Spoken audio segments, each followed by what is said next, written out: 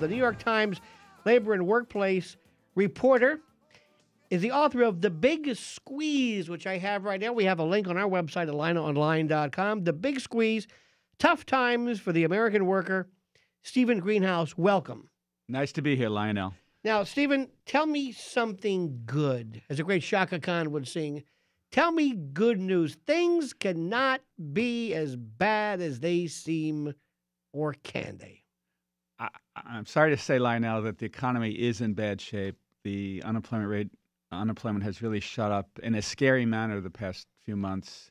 A lot of people are finding they don't have enough money to feed their families. Of course, as everyone knows, many people are falling behind on their mortgages, and we face a record number of foreclosures. I think if there's good news, it's that Congress and the president have enacted a stimulus package. Let's hope that it will create the 3 or 4 million jobs or save the 3 or 4 million jobs that the president says.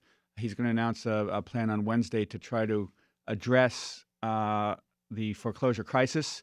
Again, I'm keeping my fingers crossed that he'll find a way to reduce foreclosures, which might help push up housing prices, which might help reduce the crisis the nation's banks faces. Then maybe the banks will start lending more money, and that will help businesses and help create more jobs. But there are a lot of ifs in that sentence, Lionel. Stephen Greenhouse, is this enough money? I'm not sure.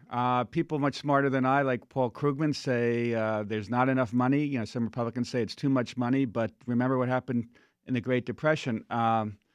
Franklin Delano Roosevelt, following John Maynard Keynes, threw a lot of money at it. And a lot of people say, economists say, he didn't throw enough at it, and it was only World War II and the massive deficit spending there that truly lifted the nation out of the Depression. And now some people say we don't need merely $787 billion in stimulus. We need $1.5 trillion, even $2 trillion. These numbers are astronomical, but it would be a tragedy if the $787 billion stimulus package falls short and doesn't pull us out of this mess. I don't know who it was. Was it the great Everett Dirksen who might have said $1 billion here and $1 billion there, and pretty soon it adds up into real money? Now we're talking about trillions. Would it not be a good idea while we're at it just to say, oh, what the hell?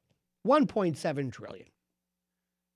There are economists who say that, and they think, you know, the important thing, and Paul Krugman has argued this in his column, that, you know, the most important thing is to get us out of this, and it's better to overshoot than undershoot, better to spend too much to help maximize the chances that we get out of this mess. The problem Obama faces is that many Republicans in Congress really are tying his hands and don't want him to spend that much money on the program, and I think, you know, they seemingly might want the program to fail and Obama to fall on his face so that in 2010, 2012, the Republicans might come storming back. Isn't that sad that they would want the country to fail, not Barack Obama to fail, but the country to fail, so that they can go back into their districts in 2010, this is Congress mostly, the House, and say, see, I told you. Very quickly, people are saying the refrain. You know, I believe, Stephen Greenhouse, there is a playbook, and they open it up and they spout these things. And they say, pork. This is laden with pork. And they'll cite Nancy Pelosi's suggestion for $200 million in contraception or resodding the Washington Mall.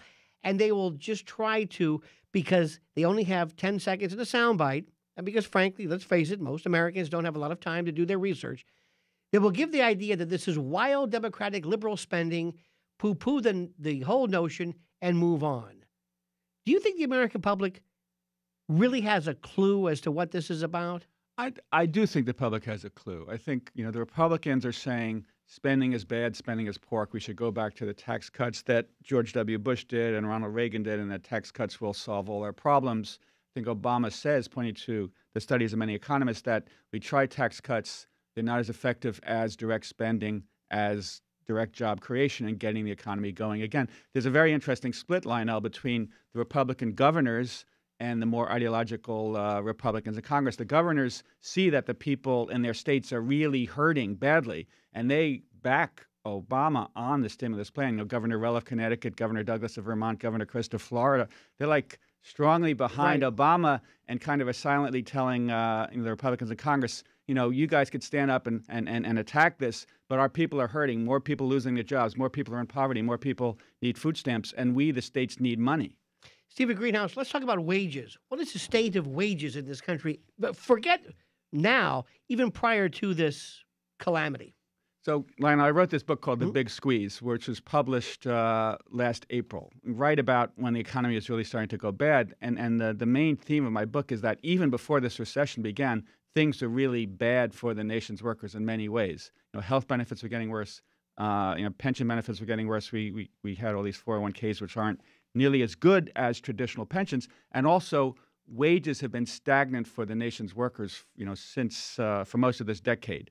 The last economic recovery began in November 2001, and even though corporate profits and employee productivity rose quite strongly over the subsequent 6-7 years, wages for the typical worker have remained absolutely flat, except for the last 2, 3, 4 months when, because of plummeting oil prices, that's helped increase real wages, so to speak. Another amazing figure I discovered when I was writing my book is that in this past economic recovery that began in November 2001, this apparently will be the first economic recovery in the nation's history when median income for the typical household after inflation actually declined. And that's scary to think about during a 6-7 year stretch when economic productivity was up, economic growth was up, corporate profits were up. For the typical family income went south, actually declined.